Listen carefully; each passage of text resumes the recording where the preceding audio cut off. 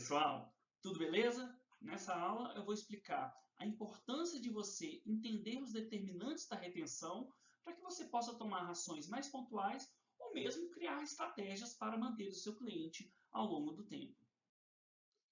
E por que é importante você entender o que faz um cliente abandonar a empresa naquele caso específico? Isso pode te ajudar a tomar ações pontuais. Por exemplo, é muito comum você criar um mecanismo que vai dar a chance de você perder o seu cliente ao longo do tempo. Com isso, a partir de vários indicadores, você poderia calcular uma probabilidade daquele cliente abandonar a sua empresa e a partir daí você pode tomar algumas ações pontuais.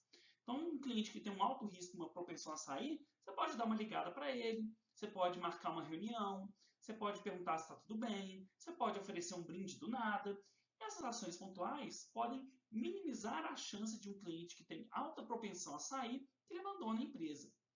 Além disso, entendendo como fatores mais genéricos impactam aquela retenção, você pode tomar ações mais estratégicas. Então, se você identifica, por exemplo, que os seus clientes estão saindo basicamente porque eles têm uma renda mais baixa, por exemplo, que os demais, pode ser que seja necessário um novo tipo de produto para esse público, ou mesmo uma nova forma de precificar e dar mais condições de pagamento para esse público. Além disso, quando você monitora isso ao longo do tempo, você pode identificar tendências nessa sua retenção do cliente. Isso é bem interessante, porque a retenção do cliente é algo muito dinâmico. Então, em um determinado momento de crise, por exemplo, é bem provável que o preço seja um fator determinante. Então, por exemplo, fatores como renda, talvez escolaridade, que está muito associado com renda, vão acabar explicando muito o abandono do cliente. Por outro lado, quando você tem um momento de mais ascensão econômica, talvez aqueles clientes, por exemplo, que têm mais tempo de relacionamento com você e têm maior poder aquisitivo, podem estar mudando para uma oferta melhor que surgiu. Então, quando você monitora esses fatores, identifica mudanças do seu efeito ao longo do tempo, você também pode adaptar a sua estratégia para construir um relacionamento mais duradouro com o seu mercado. E quais são os modelos que podemos usar para prever o abandono do cliente? Como eu disse, também chamado de churn.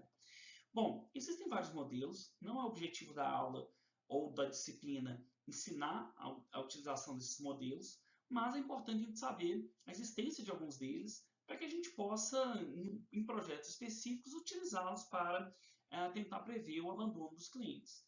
Então, os modelos mais clássicos são os modelos de resposta binária, são os modelos estatísticos, né, que a gente chama de multivariados, principalmente regressão logística, regressão Probit, Tobit, e análise discriminante. Esses métodos eles vão tentar prever a ocorrência de um evento, que normalmente é o abandono do cliente, a partir de um conjunto de variáveis preditoras, que podem ser variáveis, normalmente são variáveis individuais, mas também você consegue adaptar variáveis contextuais ali para tentar prever o abandono do cliente. Por exemplo, coisas relacionadas à oferta do cliente, o que é o pacote que ele compra, quanto tempo de relacionamento ele tem, e até mesmo questões econômicas. Você poderia colocar lá no seu modelo com uma certa adaptação para fazer isso.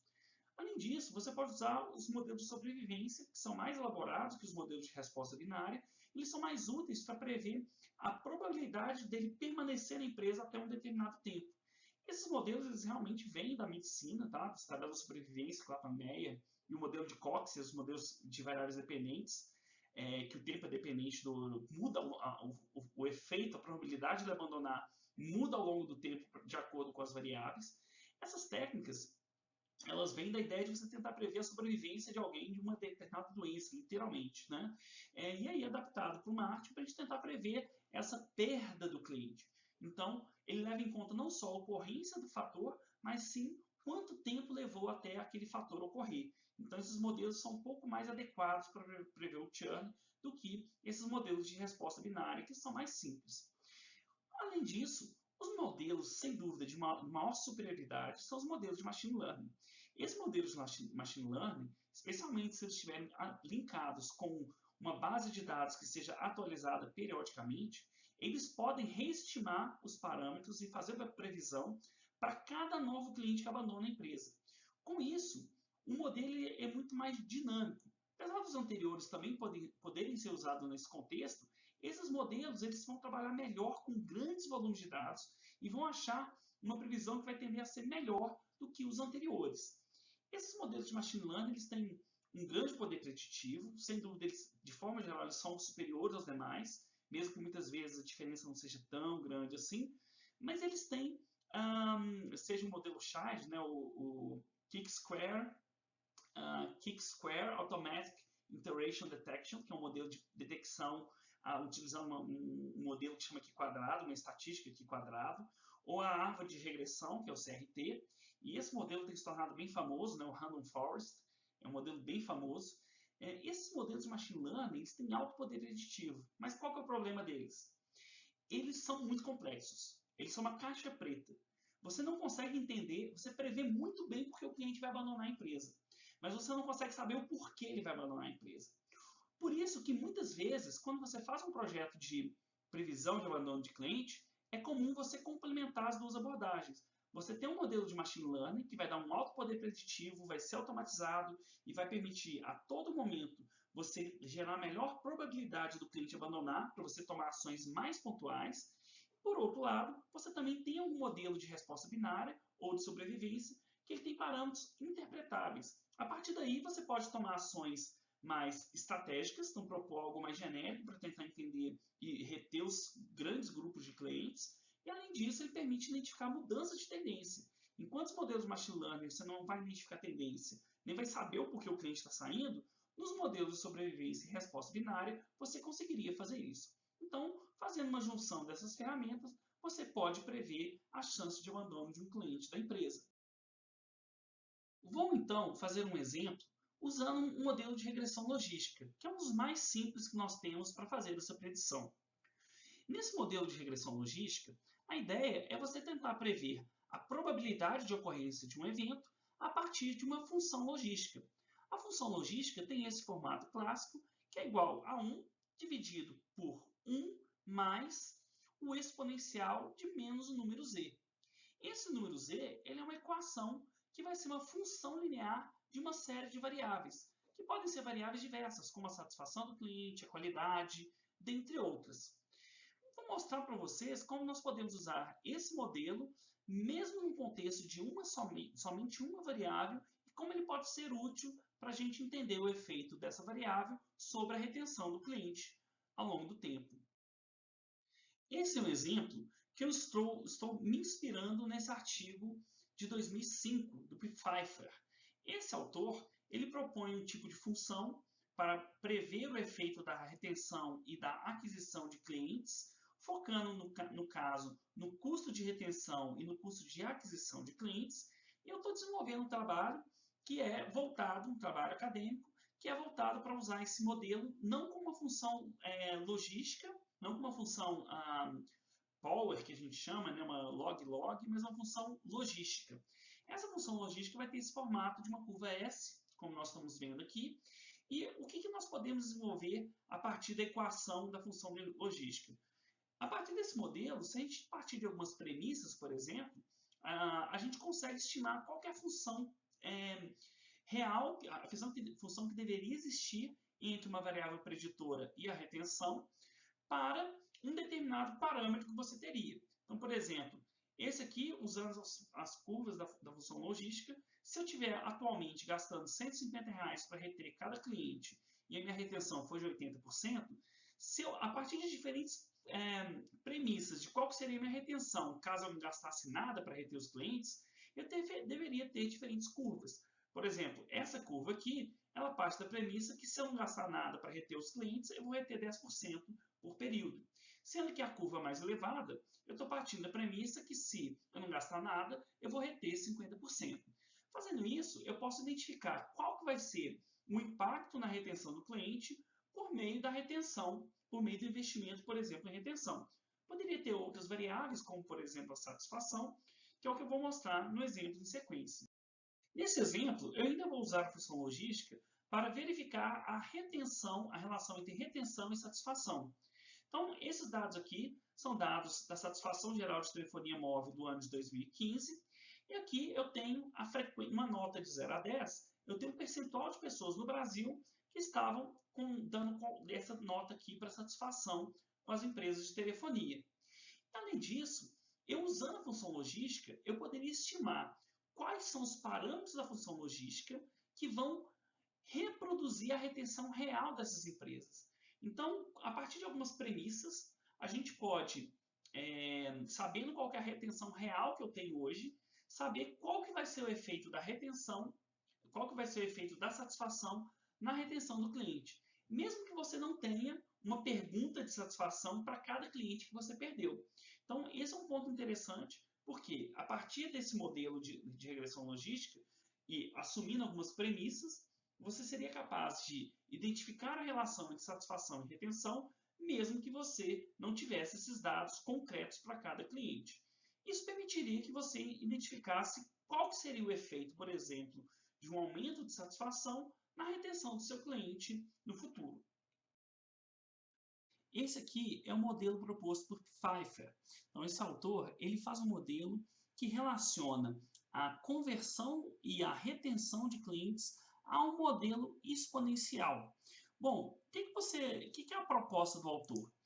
A partir de uma função exponencial, se você souber qual a sua taxa atual de conversão de clientes e seu custo de aquisição de clientes, a partir de diferentes premissas de qual que é o máximo de conversão que você pode obter, você pode criar um modelo de qual é a propensão de evoluir a sua conversão para diferentes níveis de gastos de conversão, de gastos de aquisição de cliente.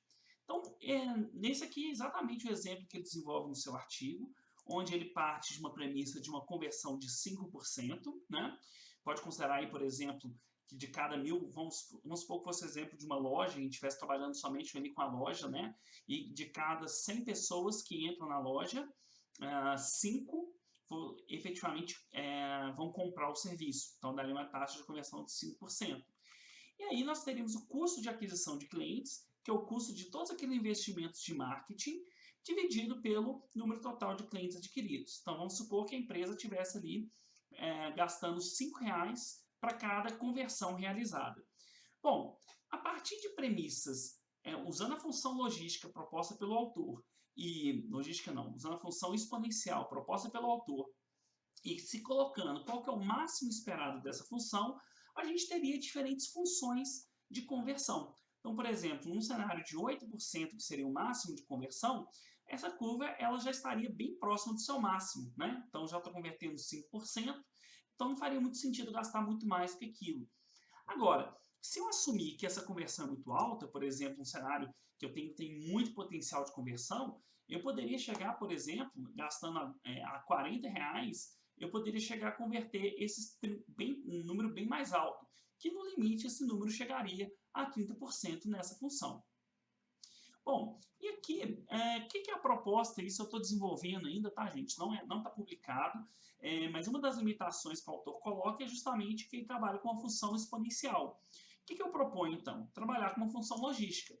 Vamos pegar o exemplo da função logística. Esse aqui é o exemplo que eu estou trabalhando, né, para trabalhar a função logística para o custo de retenção de clientes, seria basicamente a mesma lógica, mas vamos trazer aqui um exemplo para a satisfação de clientes. Então, como que funcionaria esse modelo? Vamos supor que atualmente você tem 96% dos clientes satisfeitos. Essa é a retenção real trimestral das empresas de telefonia no Brasil. Então, está em torno de 96%, isso usando dados de 95, tá? 95 não, de 2015. E com a retenção de 96%, a satisfação estava em torno de 65%. Bom, então usando a equação da função logística, eu sabendo qual que é o mínimo dessa função, eu poderia estabelecer quando que ela potencialmente chegaria ao máximo. Então, nesse exemplo, eu pegaria 5 funções, eu escolhi 5 valores. Então, vamos pensar que no primeiro cenário, eu teria, se eu tivesse satisfação igual a 0, eu teria 10% de retenção. E vamos pensar num cenário mais otimista, em que, havendo 0 de satisfação, eu ainda iria reter 80%. Usando então as equações, resolvendo as equações logísticas para cada uma dessas funções, eu sei que eu teria essas diferentes curvas. Ou seja, num cenário onde a satisfação tem um grande efeito sobre a retenção, vocês observem que Se eu tiver satisfação igual a zero, a retenção é 10%. E ela cresce rapidamente nesse cenário. Já no cenário mais otimista, em que eu tenho satisfação zero e 80% de retenção, observe que existe uma pequena mudança na retenção à medida que você aumenta a satisfação do cliente. Ou seja, nesse tipo de modelo, mesmo que você não tenha os dados concretos para mensurar esses valores e estimar sua função logística, você pode, a partir de premissas, estabelecer quanto de retenção você espera ter para uma variável. Esse meu exemplo de satisfação, ou poderia usar esse exemplo aqui do custo de retenção do cliente, ou qualquer outra variável de decisão que você acha importante. Bom, então, essa ideia, né, o artigo do Pfeiffer ele dá uma explicação, ele é bem interessante nessa abordagem, e esse modelo da função logística, que era mais convencional para se prever a retenção, eu ainda estou desenvolvendo e vou publicar no artigo em breve.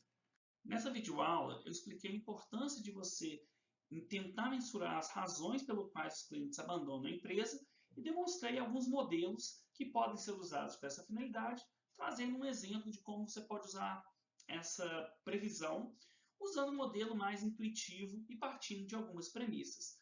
Então, é isso, pessoal. Até a próxima aula. Tchau!